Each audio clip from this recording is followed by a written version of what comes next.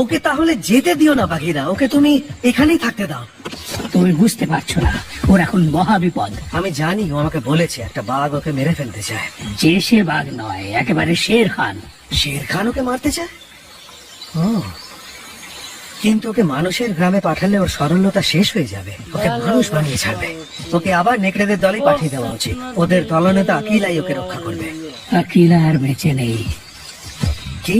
শের খান ওকে মেরে ফেলেছে। যেন তেন প্রকারে মোগলিকে মারার জন্য উঠে পড়ে লেগেছে। একমাত্র মানুষদের গ্রামে পাঠিয়ে দিলেই ওকে আমরা বাঁচাতে পারবো। বলো, একটু বোঝাও। ও তোমার কথা অবশ্যই শুনবে। আপনাদের দেখি যেন আমাদের শিক্ষা হয়, কিভাবে দেশ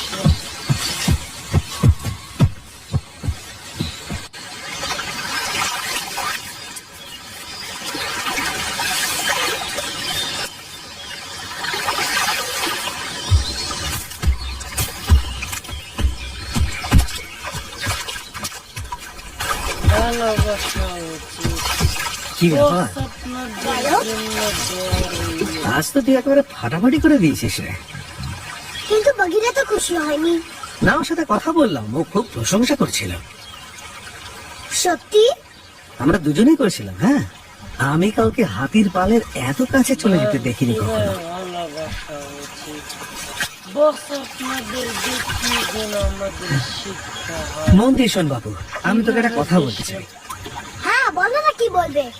মানে আমি ভাবছিলাম যে এখন যখন তোর বন্ধু এসেই গেছে, তাই তোদের দুজনের এখানে থাকার আর কোনো মানেই হয় না। দেখ, শীতকাল তো প্রায় এসেই পড়েছে, এবার তোদের দুজনের যাওয়া উচিত।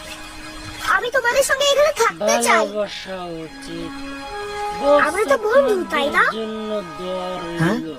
না, আমরা আবার কবে বন্ধু হলাম? মানে আমি তোকে কোনোদিন বন্ধু বলে ভাবিনি। তুই মধু পাড়তে সাহায্য করেছিলি, কিন্তু এখন আর তোকে দরকার নেই, তাই মানে আমি কি বলছি তোর কি মাথায় ঢুকছে না? ভাই, কিভাবে আমি চাই না তুই আর এখানে থাকিস। আপনাদের দেখি যেন আমাদের শিক্ষা হয়, কিভাবে দেশ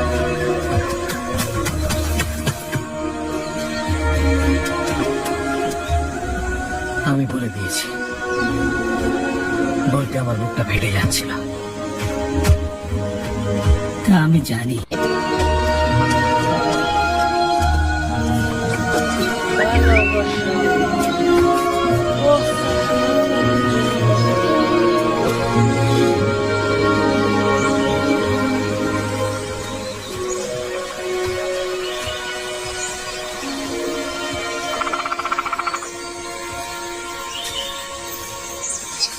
ভাই, কিভাবে ভালোবাসা উচিত।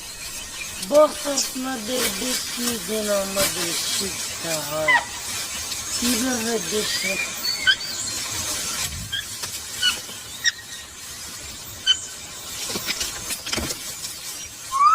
চলে যাও।